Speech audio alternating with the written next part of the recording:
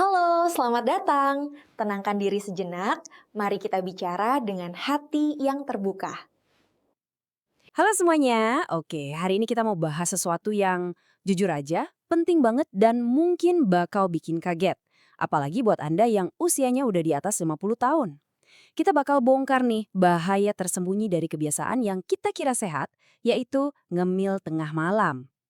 Pernah kepikiran gak sih kenapa ya banyak banget orang tua, lansia yang kelihatannya sehat-sehat aja. Mereka nggak merokok, berat badannya ideal, bahkan rajin olahraga. Tapi kok tiba-tiba kena stroke pas lagi tidur pulas? Aneh kan? Ini tuh kayak misteri yang bikin was-was. Dan hari ini kita coba cari jawabannya bareng-bareng. Lihat deh angka ini, 60%. Ini bukan angka sembarangan loh. Faktanya, lebih dari 60% stroke pada lansia itu kejadiannya antara jam 2 sampai jam 4 pagi. Bayangin, pas badan kita harusnya istirahat total. Angka ini seolah-olah ngasih tahu kita, hey, ada sesuatu yang terjadi diam-diam di malam hari. Dan kita harus tahu apa itu. Nah, yang bikin makin bingung lagi, banyak banget korban stroke malam ini tuh nggak punya faktor resiko yang biasa kita dengar.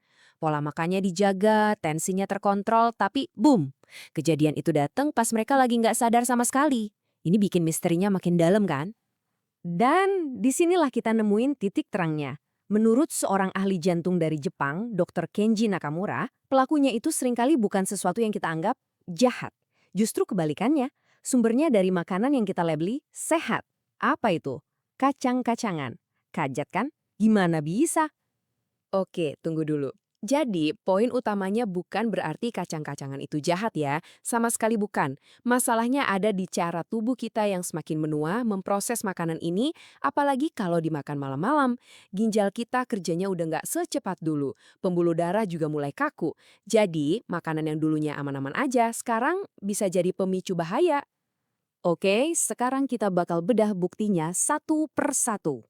Yuk kita lihat lebih dalam 5 jenis kacang yang ternyata kalau dimakan di waktu dan cara yang salah bisa jadi bom waktu diam-diam yang ningkatin risiko stroke pas kita lagi tidur.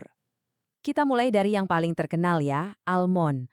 Wah, ini sih di mana-mana dibilang superfood, bagus buat jantung, bagus buat otak. Tapi, di balik citranya yang super sehat itu, ada risiko tersembunyi yang sayangnya nggak banyak orang tua yang tahu. Nah, ini penjelasan ilmiahnya. Tapi saya coba sederhanain ya. Almond itu tinggi banget kandungan zat yang namanya oksalat. Buat tubuh lansia yang fungsi ginjalnya udah mulai menurun, zat ini tuh susah banget dibuang. Jadinya apa? Numpuk di badan. Terus dia mengikat kalsium dan pelan-pelan bikin pembuluh darah kita jadi kaku dan keras.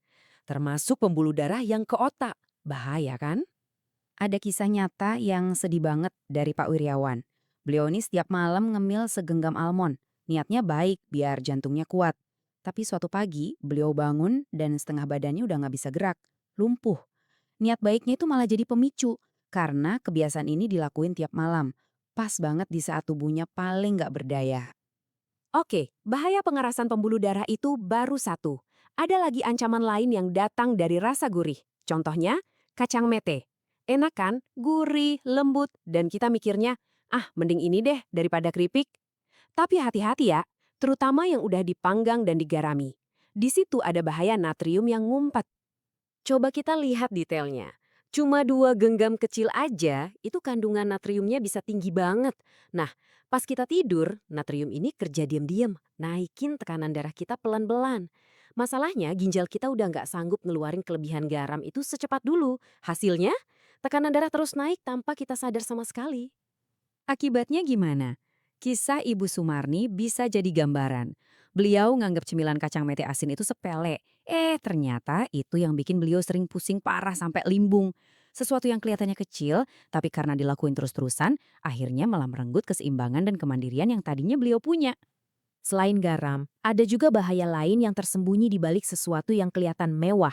Contohnya kacang macadamia. Harganya kan mahal, teksturnya lembut. Jadi orang mikir, wah ini pasti sehat dan aman nih. Nah, justru asumsi kayak gini yang bikin bahaya. Ini namanya lemak yang menipu. Betul, lemaknya itu jenis lemak baik. Tapi kalorinya padat banget dan seratnya sedikit.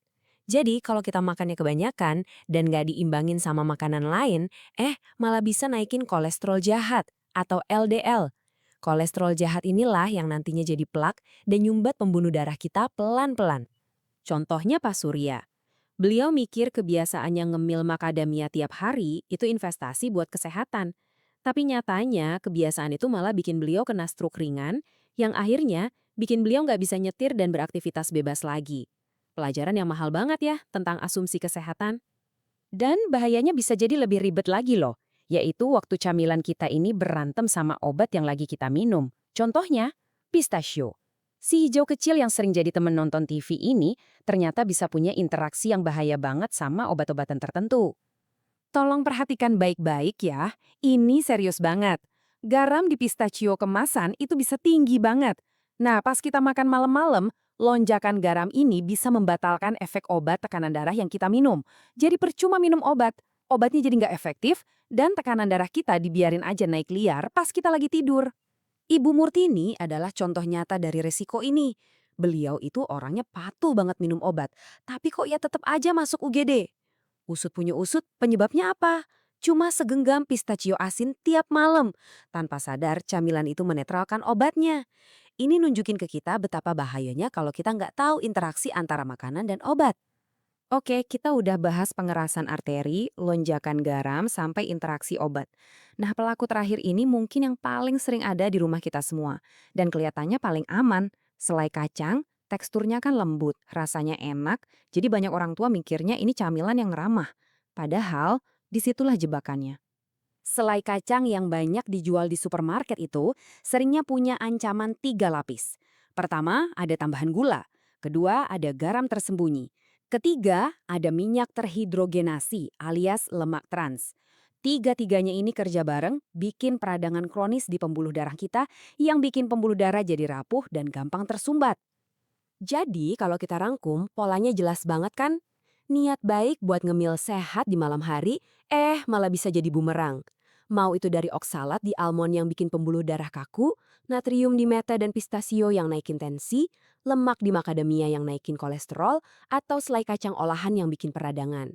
Ujung-ujungnya sama, risiko saat tubuh kita seharusnya istirahat. Nah, setelah dengar semua ini, jangan jadi takut makan ya. Pesannya bukan itu. Tujuannya adalah supaya kita jadi lebih bijak. Ini bukan soal stop, jangan makan sama sekali, tapi soal mengganti. Mengganti dengan pilihan yang lebih cerdas dan lebih aman untuk kondisi tubuh kita sekarang.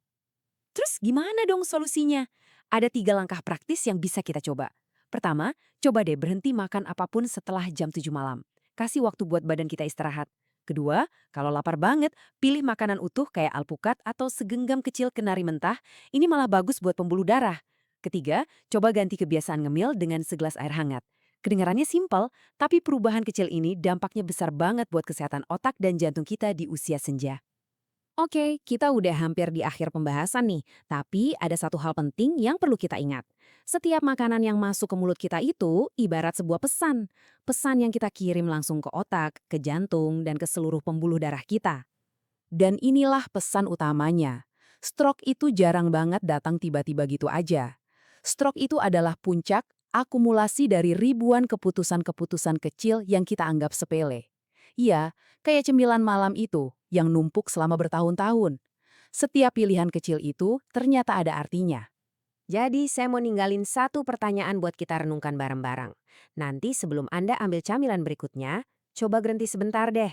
Tanya ke diri sendiri, pesan apa ya yang bakal dikirim suapan ini ke otak saya?